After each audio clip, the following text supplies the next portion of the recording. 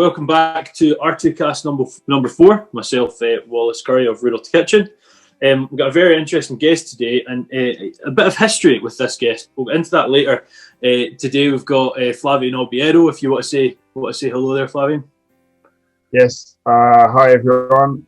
My name is Flavian Obiero, as you've heard, and yeah, we've definitely got a bit of history. We spoke back in July.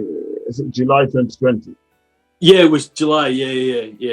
The weather was so good back then. It's freezing at all.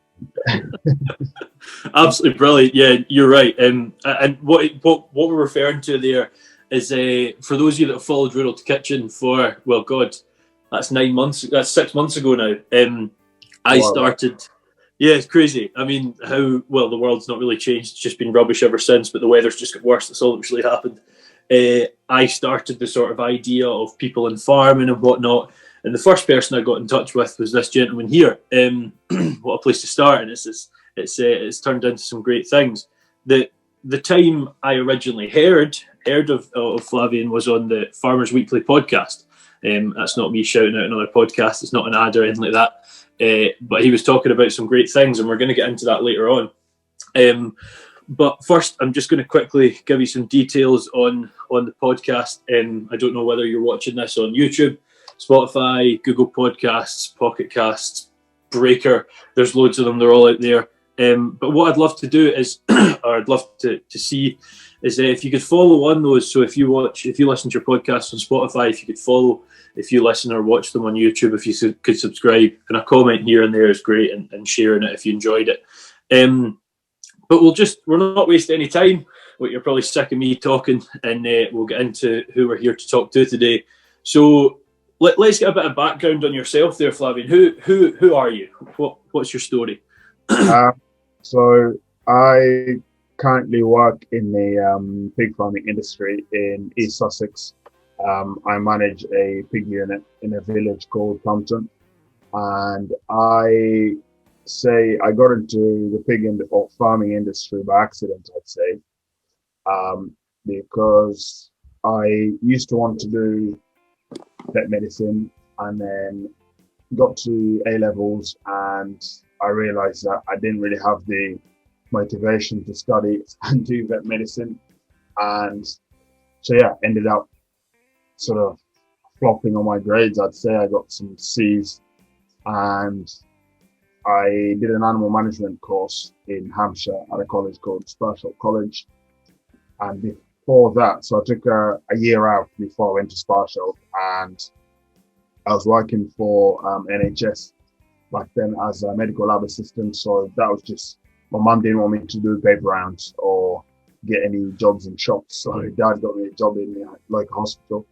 And because I still wanted to go down the line of working with animals, and I hadn't had much experience working with animals, I got a week's work experience on a farm in Hampshire. It's called a village called Upton Gray, and so I did a week to work with pigs.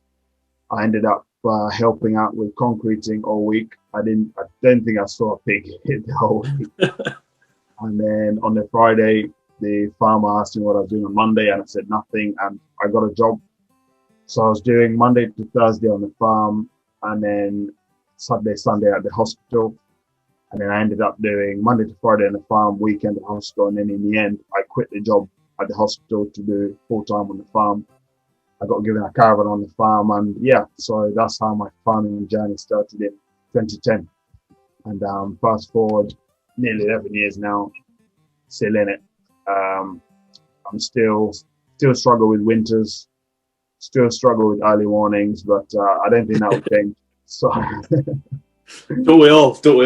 Yeah. No, it's quite funny you say that. I mean, how many of us at a young age have tried to get some farming experience here and there at local places, and they're like, yeah, you're going to be milking, you're going to be working with pigs, you're going to be lambing, whatever, and they're like, right, you go do the concreting, you go do the building, whatever, the cleaning up, and I'll do what's important. But it's just as important. You hear footballers and whatnot that are multi-millionaires saying they always started scrubbing boots and whatnot. And I think it's really good to come from that sort of humble, what would you say, beginning, that sort of thing. You respect where you get to a lot more. just a side fact about Flavian is he is an ex-contestant on Britain's Fittest Farmer. I actually thought I was in the same one, but it was Britain's Fattest Farmer I get put into. But no, it's just a side fact about you. But could I just ask one thing? I want to go into the sort of pig side of things and whatnot, but what did that involve? What did it entail? So that I didn't want to enter that initially. I just saw it. I think last year was the second year, and up until about March, probably about 2 weeks before the deadline, I thought might as well. There's nothing else on. We just had a lockdown was announced on my birthday, so I thought I'd just jump in and do it. So gyms were shut, so there's not much sort of training I could do gym wise. So I was doing things on the farm, flipping tires. And when we got to the trials for it, it was nice sunny day, but cold. I think it was 6-7 degrees that morning. It was on a bit of a hill. That's tropical. That's not. The wind was cutting through me like there's no tomorrow. So we were sent like a pack of what the events were going to be. So we had, I think there was a 5K run. So I'd been doing a lot of running before. I did an accumulator last June, which involved running, sort of adding a mile every day.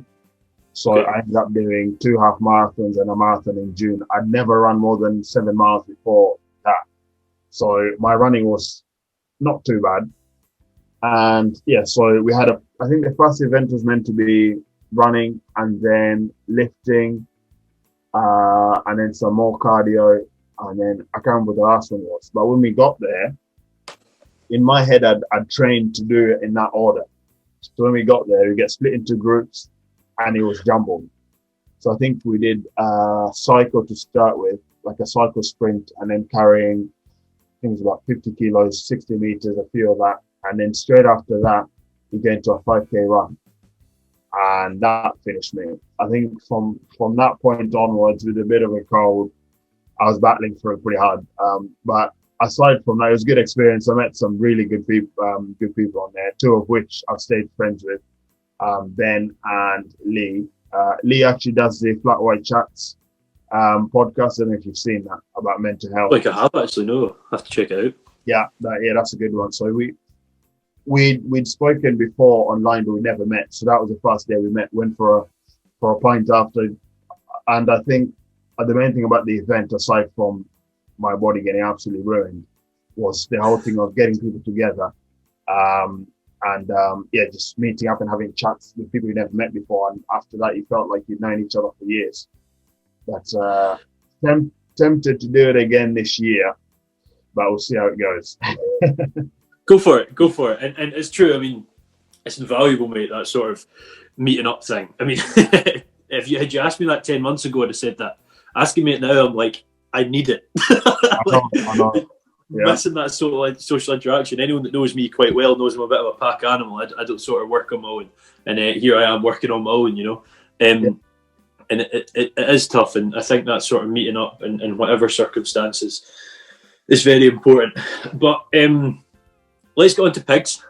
As someone who's been brought up on a farm and knows farming quite well, agricultural lecturer, hopefully I do know it quite well. Just realised I've not said that very well. But one side of the livestock sector, industry, whatever you want to say, that my knowledge is heavily lacking actually, is the pork sector, the pig sector, whichever you want to call it. So could you give us a few, just a bit of information about the pig sector in the UK, Flavian? Doesn't have to be too particular, and then also a bit about what you've got, what breeds you run, and that sort of thing.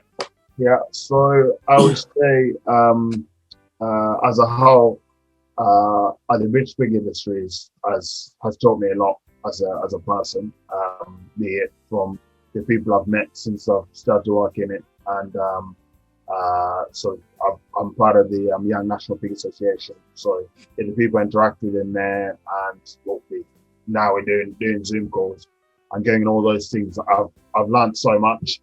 Obviously, it provides the nation with things like bacon, sausages, I know that's quite a simple thing to put it into terms of to a consumer, rather than more someone with all the nitty gritty of genetics and feed or whatever.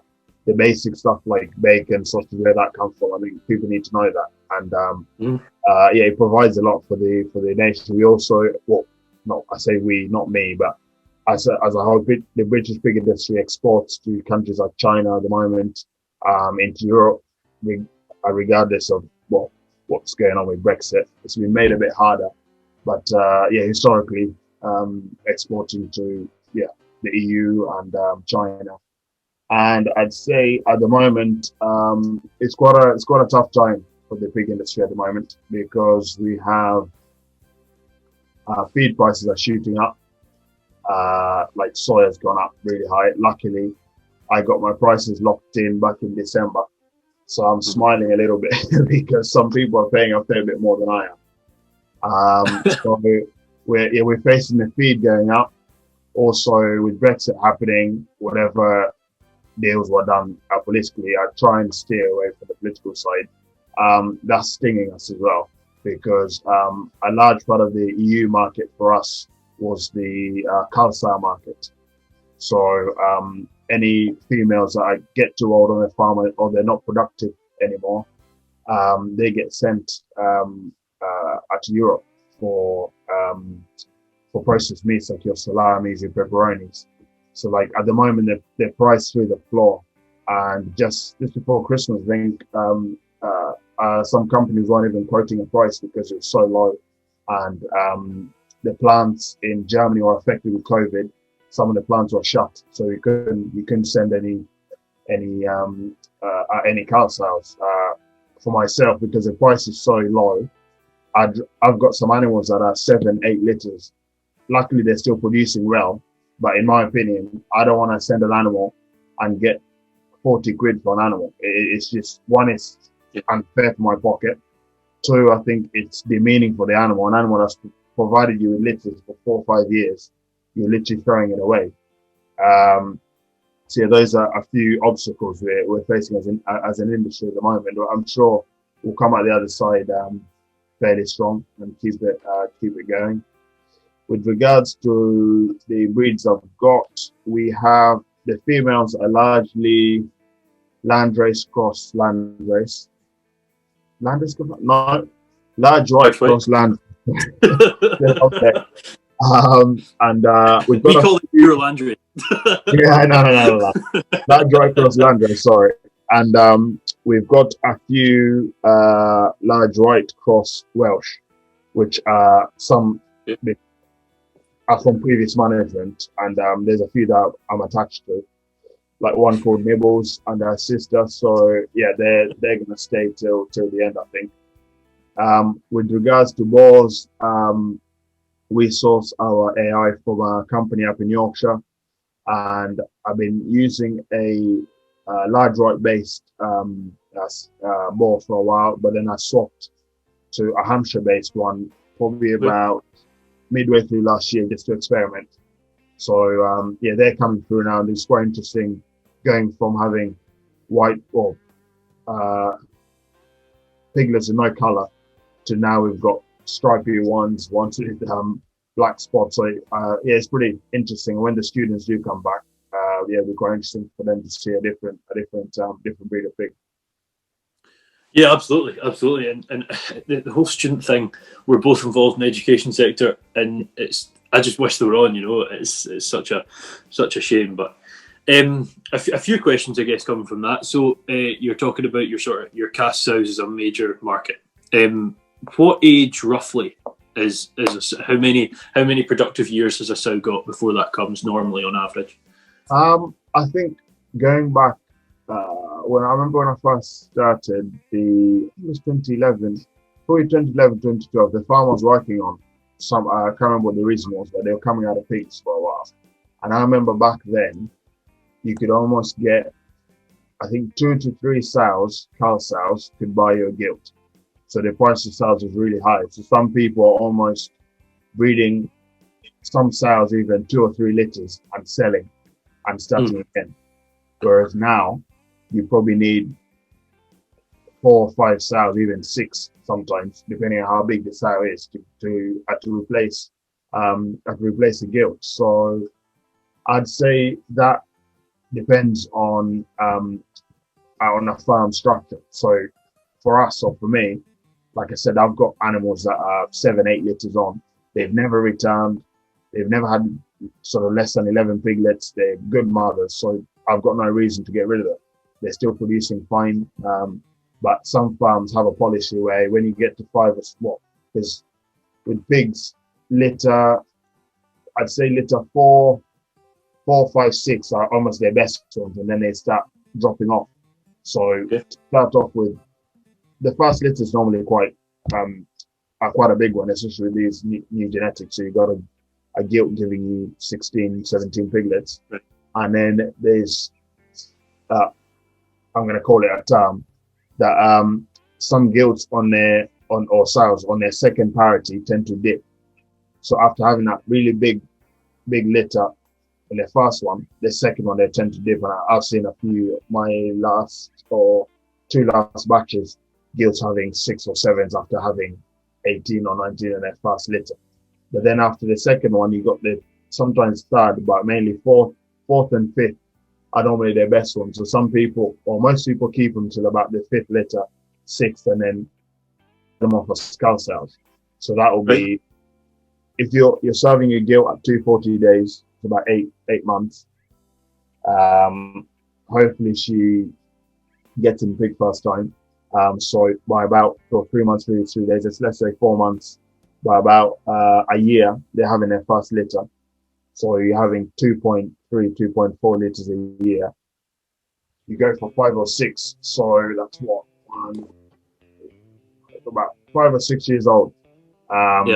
They sort of done their job then.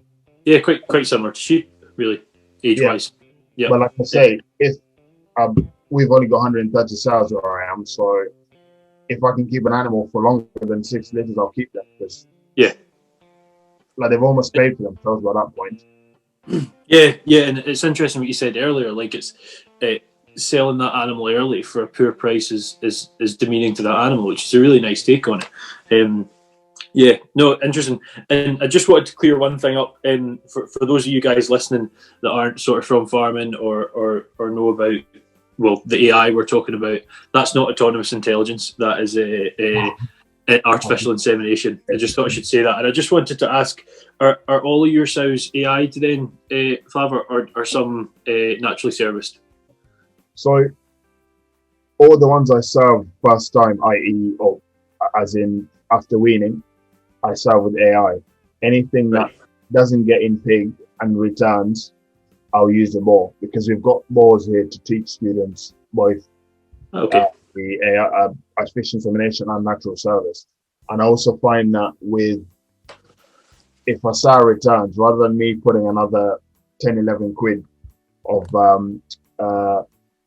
bought-in semen, I might as well use a boar that's there eating sort of quite expensive feed.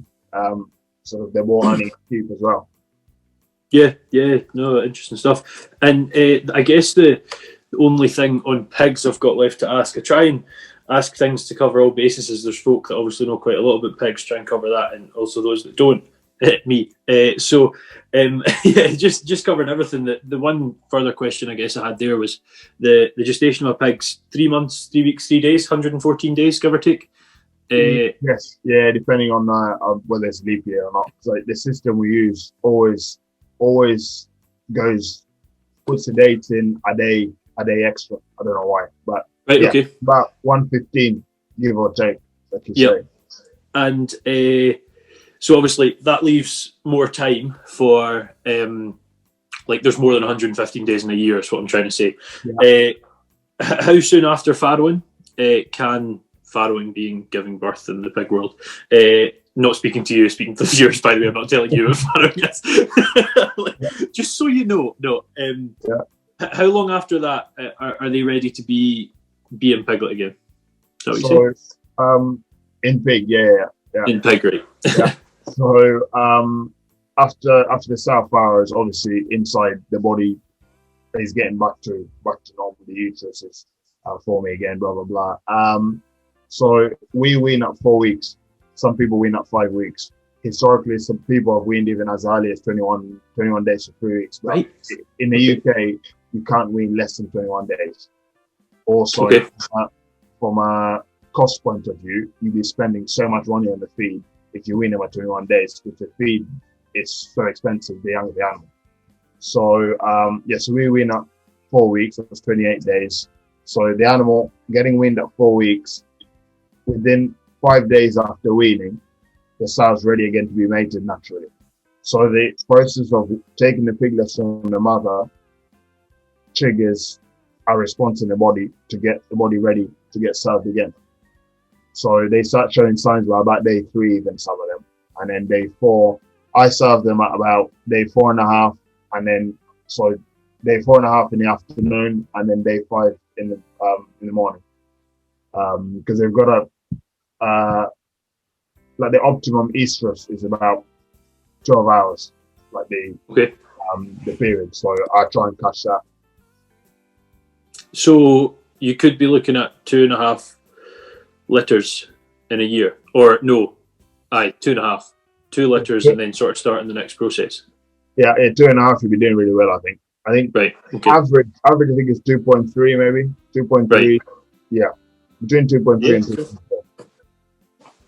And I'm sure everyone's wondering, what's the average? I think you said 16, but what's the average amount of piglets that you'll be having? Average, I would say 14, 15. Okay. There's one, we had one before that had 22. But then I think it's the thing, I think in the industry, and I probably will get sort of shot down for this by some people, but this is just an opinion, is that I think we've got to a stage now where the cost of producing pork is quite high. Like last month was quoted at £1.58 a kilo to produce pork. Right. So that's from birth to being ready for slaughter. And then the price of pork as of this week is less than £1.40. So if you're looking at that, by the time the animals get on the lorry and they're going off, the farmer's already making a loss essentially.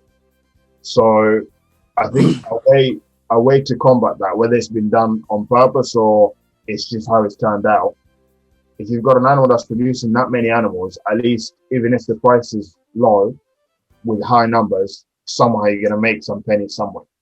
But I'm thinking, as a stockman, I'd rather have an animal that produces, let's say, 13 to 15 solid piglets, bearing in mind most of the sows now are bred to have at least 14 teeth. Let's say a sow's got 16 teeth. I'd rather have an animal with enough piglets to even have a spare teeth or two, just in case one gets bitten or something, rather than have, because with the 22, you've got a sow with 16 teeth. So that means you've got 6 piglets that don't have teeth to suckle. If all the other sows are producing well as well, where am I going to take these other piglets? There's some people that can afford to have machines that raise these piglets artificially. Then you're going down the ethics road there. Some people could ask the question, why are you breeding an animal that produces way too much that you can't look after, or the animal can't look after themselves? And then having high numbers like that, like we had a batch before that they was so prolific that I think we ended up weaning that batch weaned 13 or 14 per sow, but the mortality was 20 odd. So you can see there that the pre-weaning mortality is 20 plus, which is high, but because you had so many piglets, you've got like the one that had 22, nearly 5 or 6 of them were so tiny that like it's not even viable to keep the animal. You try your best, give them for colostrum, put them under heat lamp. You're spending so much, your labor there, your electrics, all that money is added on top of that 158 that you're already spending to raise a healthy animal. It just doesn't add up really. So I'm hoping in a few years to come, we'll go away from the numbers side and just producing animals that are sturdy and solid. Because it's like, if you look at the dairy side, having cows that can produce 11, 12,000 liters, that's fine, but what's their longevity? Compare a Holstein to a Friesian. What's the longevity of a Holstein compared to an animal that produces a bit less milk, but is a solid animal? Again, it probably goes down to cost, because if you're getting 26p a litre for milk, you're going for volume to make money. Whereas if we're getting 35p a litre or 40p a litre and you're producing 8,000-9,000 on a solid animal, you keep the animal for longer. And in the end, it's sort of all works out. But yeah, I think, we're trying to push the animals too much, maybe. I don't know. Yeah, no, I agree. I mean, Ruth Harrison said it in Animal Machines 30, 40 years ago in a book, and it's got more intense, and I believe it has got too intense. I think there's, and this isn't me as a sheep farmer defending sheep farming, I think it's the only one that hasn't got ridiculously intense. But there is definitely intensive systems. But I think we've really got to consider that animal is sacrificing its life, or that the fact it's, in the case of dairy, secondary products, it's being exploited for our gain, be that energy, food, whatever. And we've got to respect that. We can't push them into being a machine. That's wrong. But yeah, it's interesting to hear that from someone else. Yeah, good stuff. So yeah, we've been talking today, Flavian and myself, about pig production. Well, Flavian has been. I've been tentatively listening and pretending I know what he's talking about, because that is about all I have. It'll be interesting to see as well on that side of things, Flavian, what the case will be when Brexit happens. I mean, we're a heavily subsidy dependent industry, and the fact that we expect such cheap food as the consumer, that it has that fall has to go somewhere, and that fall was the EU were paying sort of that disparity there of price, and I assume it's going to hit the pig industry as much as it's going to hit the beef sector, the sheep, the lamb sector, that sort of thing. But just hopefully, as someone who wants to eat, we get through it, and I'm sure we will. Just see how the end of the tunnel looks compared to what it does now, and that sort of mixed with the pandemic. Who really knows what's happening? But I've got Flavian on to talk for two reasons. I wanted to talk about pig production and hear all about that, and hopefully one day we'll have someone on from all different sectors of farming. The one you'll have heard last week was vertical farming, and next week we've got a researcher in the dairy industry. So we're really trying to branch things out. But Flavian comes with another message, and I guess if you guys are listening on a podcast where there's no video, you wouldn't be able to tell that I have a beard the size of, well, my hair as well, too long, ridiculous. And you wouldn't be able to tell that myself and Flavian are of different skin colour. So that sort of speaks volumes in that you're listening, you've listened to us been talking, and you probably had no idea about that. And the reason, well, one of the two reasons we've got Flavian on is to talk about, I wouldn't say, you had a term to call it, Flavian, what was it? It wasn't discrimination, but it was sort of, what was the word? I can't remember. It's like light racism or something like that. You said, but I can't remember what the exact term was. Come back to but me. Anyway, yeah, what's that? It will come back to me. No worries. Sort of the idea that racism is in farming. Maybe it's not as intense as it is in some places, but it's sort of an idea that a lot of us are maybe not aware of entirely. And to be honest, hold my hands up, someone who researches the industry quite heavily and looks for diversity in every opportunity, I probably didn't know it as much as I should have.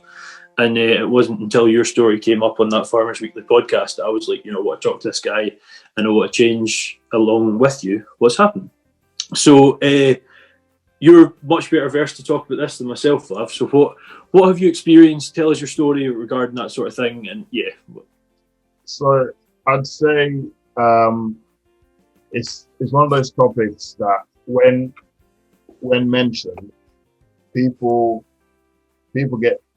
gets people's hackles up regardless, and I don't understand why. Because if we know it's a bad thing, we know racism is not good, or discrimination. Let's not even like for now, because it's me talking and I'm black, we can put it in brackets, racism as a form of discrimination. But if you zoom out a little bit, it's discrimination, whether you're sexism side, whether it's what gender someone is, sexuality, so many other things. And I think the reason it gets people's heckles up is because probably people know it's there. They don't know how to address it. And as that saying goes, the truth hurts. If you hear something that's true, you don't know how to sort it out. It triggers you. So you either face it head on and try and fix it, or you get annoyed and walk away from it and hope it doesn't pop up again. But as we saw last year, it was everywhere in the news after the George Floyd incident. It put it on the map. Why it needed someone to be suffocated on a pavement for that to be on the map, I don't know. But it happened. Rest in peace for him. And I condolences to his family still a year on, or nearly a year on. But I think it's an issue that, as from last year, I've seen more magazines, more things on social media, more people talking about it. It's good, but I think we've made a few steps forward, but we've still got a long way to go, I think. So for myself, I would say I've been quite fortunate not to experience any sort of bad experiences, I'd say, in farming. There are the casual jokes, which as a younger person, I just used to take as it is, as a joke, feeling like, oh, if I'm the butt of the joke, then at least I'm getting in with the people, because you're new to this industry. People are liking me, they're taking the piss out of me. But then came last year, and you look at what's happening, and you're thinking, have I sort of encouraged this inadvertently by not saying anything? And it was quite a hard decision to make, that from a certain point, I wasn't going to take it anymore. So be it a casual joke, be it something serious, I was just going to nip it in the bud straight on. And I had tough conversations with friends, family, because like my mom and dad, they didn't grow up here. They came from Kenya as adults. My sister came here, we came here when she was 6 and I was 15. So their outlook on the whole racism thing compared to ours as kids is different. So even at home, we're disagreeing on some topics, because I'm like, I think this, I think that. They grew up in a black-dominated community, whereas we grew up or started life there and then moved here, and we were the minority. And it's just, like I said, there was so many tough conversations had. I got a bit of backlash from an article I did for Farmers Weekly on Facebook, which I expected. And some of those harsh comments, I found myself, initially it was a bit like, nah, they can't be serious. But then the more you think about it, the more it eats you. So my way of dealing with it is, I screenshotted, I think, all of them, and I've got them on my phone. So in future, when things move forward, or if I excel or whatever, I can look back on them and either use them as motivation, or sort of see them as, oh, so-and-so said, because you're from this background, because this is, you can't farm because of ABC, look at me now. Like, it'd be like a reminisce sort of thing. Because if I don't see it like that, then I would just be sat there moping, feeling sad that, oh, I can't believe someone put a picture of a black pig there saying black pigs matter too, or someone says go back and live in the city with princesses, things like that, which in reading it doesn't mean anything.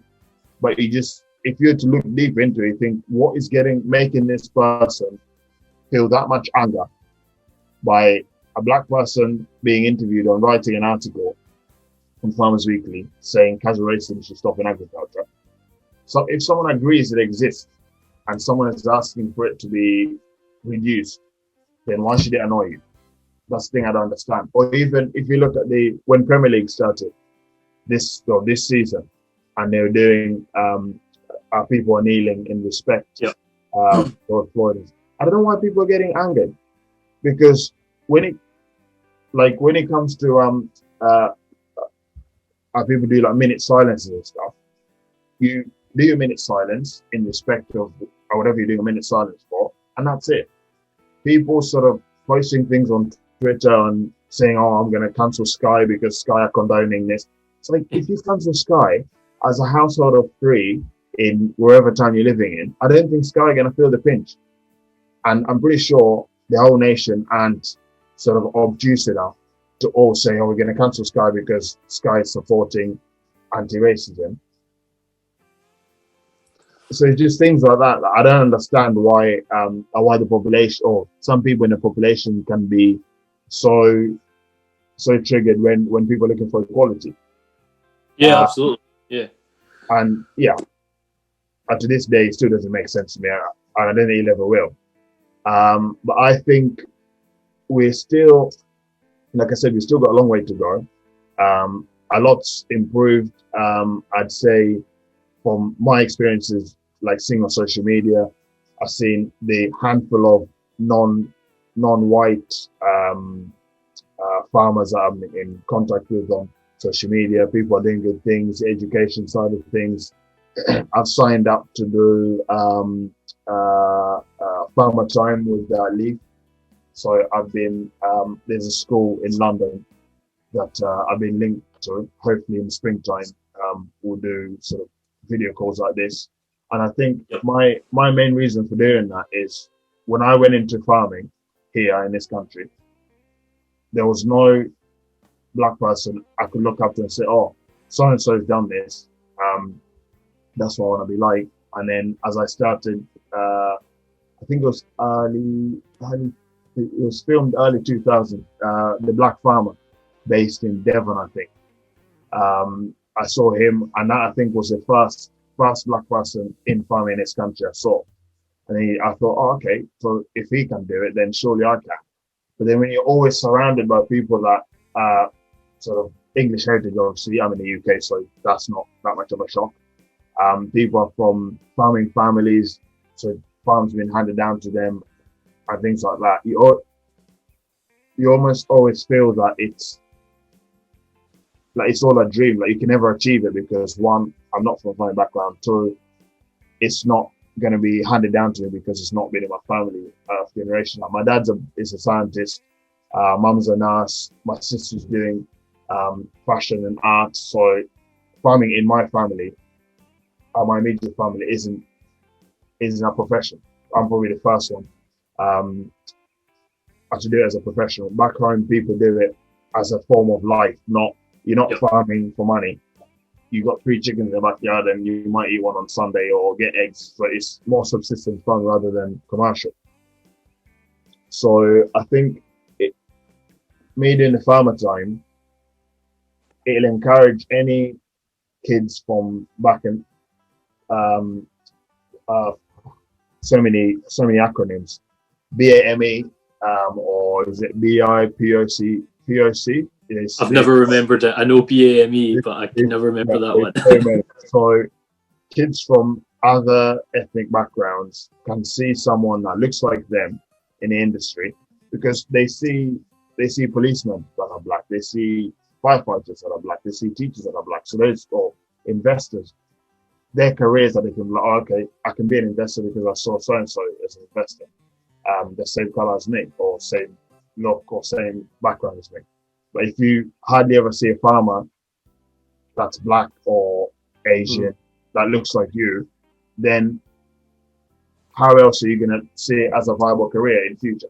So hopefully by me doing that, it can encourage more people from my background and other ethnic backgrounds to get involved. Yeah, and you said a couple of things there, Flavian. At the start, you said it really annoyed people that a black person was talking about this. That doesn't, it's a person, and that idea is the thing that's never made sense to me. And you're saying, you see it in writing, it doesn't matter. And, I think the way you've decided to deal with that's fantastic, sort of leave it as if folk don't actually know you've got that proof there. And then, but it does matter. We talk about cyberbullying all the time. And personally, when I think of cyberbullying, I think of folk 10 years younger than me, 14-year-olds, being nasty because someone asked someone out, and that sort of thing's cyberbullying in my head. Yeah. But it's not. It's so much more. It's grown adults. Like, I don't like that this guy's doing well because of something that is so insignificant, and that's what baffles me. Like, I just don't. It's not one of those things. I'm very much a let's consider everything. I'll often be the one in the conversation who's like, no, I get that. I don't agree with it. I get the reasoning. I don't get the reasoning in this one, and I never have. And I know. And I think it's got to stay now because it was in the news or on the forefront of stuff so much. I think like with things like last month, the Ghana, blah blah blah. The way media works now, if something is interesting, they'll talk about it for 5 or 6 months and then forget about it. It's gone. And I think even when you look through some agriculture magazines, because I remember last summer me messaging someone and saying, look, we're trying to promote diversity in agriculture of personnel, because the word diversity in farming now is like a buzzword, same as regenerative agriculture. You want to diversify everything. You want to diversify your crops. You want to diversify your business, your animals. When it comes to diversifying people, no one talks about it. Why? The people that are looking after all these other bits of diversification you're doing, you just want them to be streamlined or just Caucasian or whatever.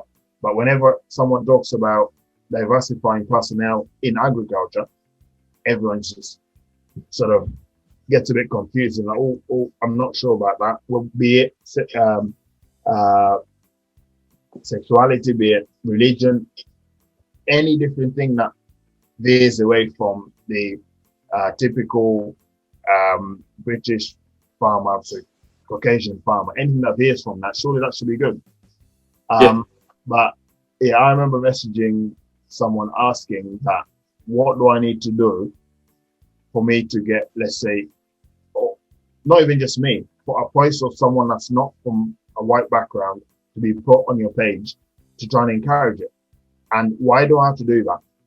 And I've got to the point now that I'm doing what I'm doing. I enjoy what I'm doing. I'm living my life. If someone is interested in what I'm doing, that's fine. I'll share it, i.e. like the way we're talking now. But I will never go out to beg to be put up there to try and like promote black people in farming or whatever. I'll do it myself, like on my page, and interact with people and show pig farming. But I think the whole thing of me having to message asking, oh, is it fine to include a piece there so you can sort of balance the colors or tick a box? No. I did that once to ask the question, and I got a weird feeling from it, and I'll never do it again. Because I think when it's done like that, it's not being done from the heart of that corporation. Yeah. Because if you're saying that, let's say rural to kitchen agrees on diversity, so be it race, be it sexuality, be it gender, blah, blah, blah. So if you agree on that, and from the bottom of your heart you're doing your podcast and covering all those bases, that's fine. If it was me to call you and say, oh, could I please be on your podcast so that you look like it's just not on. And I think there are still a lot of sort of companies out there that are doing things just to tick a box. And for the time being, it will look good, but people will see through it at some point. And they will just come a cropper, really. Yeah, and you're so right. I mean, we hear so often about companies, sorry, my laptop, companies wanting to fill a position with, insert demographic. someone who's disabled, someone who's from somewhere, someone of a different sexual orientation, someone of a different gender, that sort of thing. As you're saying, that is, I don't swear on this page, so that's absolute nonsense. It's absolute nonsense. You want a person to do a job, you want them to be the pig stocksman, you want them to be the lecturer, you want them to be the whatever. You get the person who interviews and they're passionate about the job and they show like they're going to do it right. None of this. Yeah, it's. And I think also from that side, it's a case of, yes, you have to try and balance things out and have the diversity side of things, but like you just said, it shouldn't be a box ticking exercise.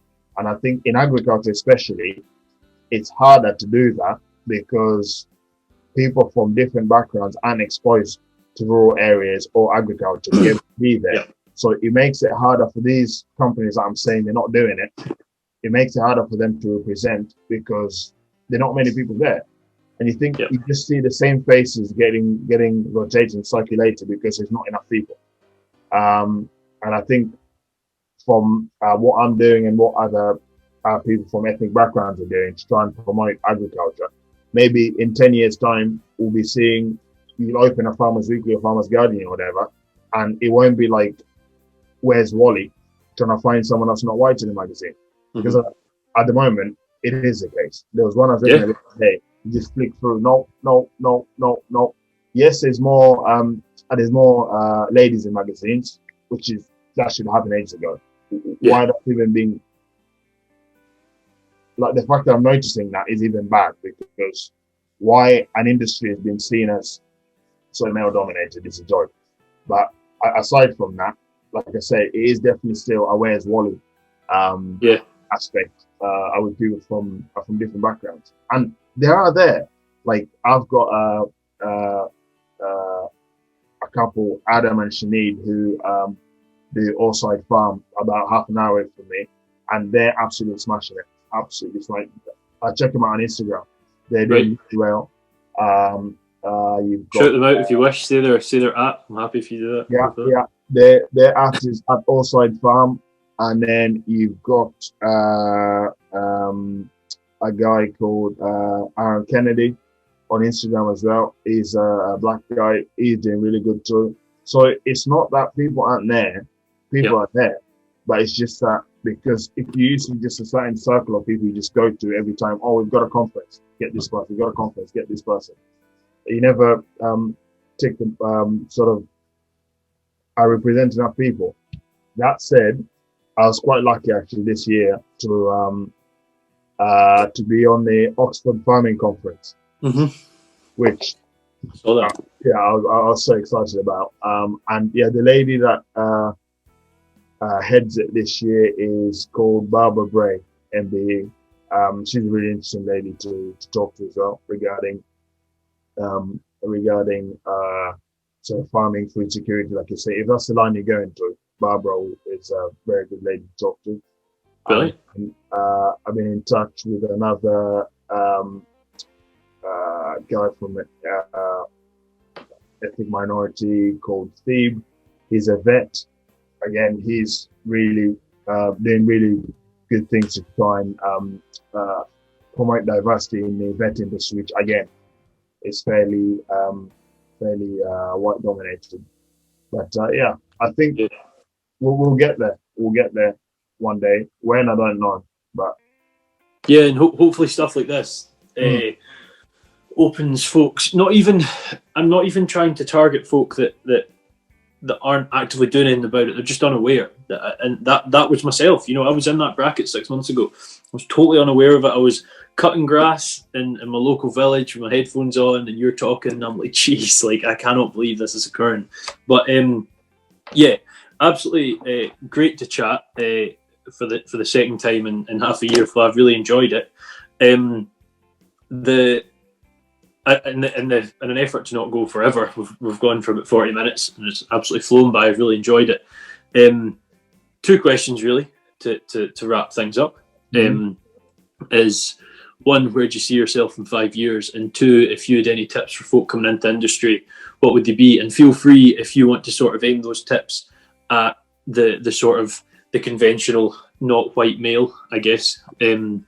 That anyone who's coming in that is, I don't like using the word different, but sort of term different, feel free to do that. So in 5 years' time, I'm hoping to have set up a farming business somewhere where I can find land. I don't know, but when I do find it, I'm planning to have set up a farming business with my girlfriend, and hopefully have a food venture on the side of that because I love cooking. I started up a cooking page on Instagram in October, November. So I'll follow you. Steal some recipes for mine. We're really enjoying that at the moment. So I think if I can set up something where I'm cooking or selling produce that I've looked after myself or animals I've reared myself. That will be my ultimate goal. I need to sort of get my butchery skills up to scratch as well. So yeah, that's my sort of 5-year plan. Still be involved in pigs. And then the tips for young people, and for me, it doesn't matter what background they're from, because at our age now, people that are 10 years younger than us now, when we get older, they'll be the ones in charge of what's going on. So whether they're from white, Asian, black background, it shouldn't really matter. So I'd say anyone coming into farming, resilience is key. Like, you need to be resilient. Both if you're from ethnic minority, whatever you hear, let it go into one ear and come out the other. Like, you just have to be thick-skinned. You also need to always be ready to learn. One thing I've found about farming is you always learn. Every day is a lesson. Like, even 10 years in pig farming now, there's things I learn even today. So, or some people I've met that have been in farming industry 30, 40 years, you tell them something and they're like, oh, I never knew that. So this whole notion that because you've been doing something for 60 years, you know everything, that's a joke. Every day is a lesson in my eyes. So yeah, always be resilient, always be ready to learn. And the farming community in this country is amazing. Like, what you see is what you get with most farmers. We like to whinge. We like to complain a lot. If it's too hot, we'll complain. If it's too cold, we'll complain. Dry, wet.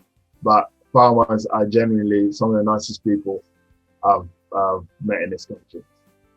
So if someone's willing to learn, you're going to get taught. But the first farm I worked on, when I went on there, I was as green as a box of avocados. I knew nothing. I didn't know. I was literally put in the workshop to sort out bolts. This is an M8, this is an M10, M12, and all of that. And the farmers are so patient with me. If it was me, with younger me, I think I would have sucked myself, demoted myself. But yeah, they were so patient with me, and I can never thank them enough.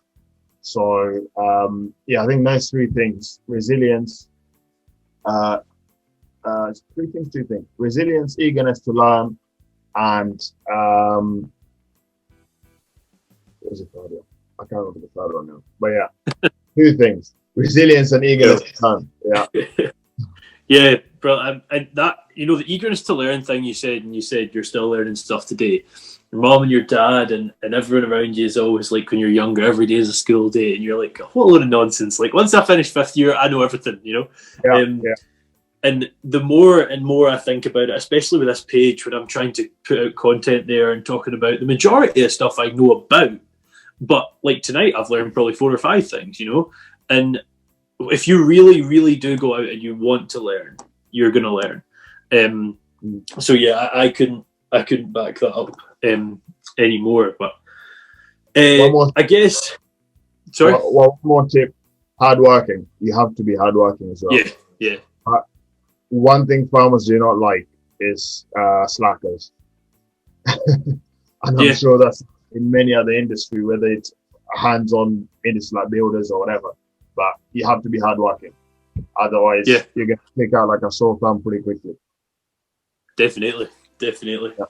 Hard work, eagerness to learn, and I managed to forget. That's the one. It's only going to be 2 out of 3 no matter what, for some reason. If you don't have anything else more you'd like to say there, Flav, I think that's a good time to kick it off. And first off, thank you very much for coming on. I appreciate it muchly. It's good to catch up again. So thank you. I hope that invite to Aran's still on once COVID. Mate, it was never off. It was never off. I'd love to have a pint after. I was saying this actually to Jim last week.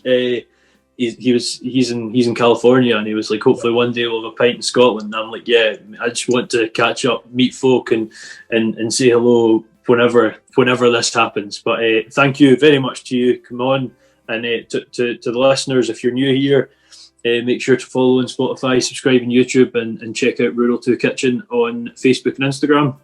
And if you're a sort of continued viewer, I appreciate your support. And we will have my girlfriend actually not next week, but in 2 weeks, who is a researcher. And I will not say the fancy words because I will butcher them. So look forward to seeing you then. Thanks, Flav, and we'll see you in a fortnight. Thank you.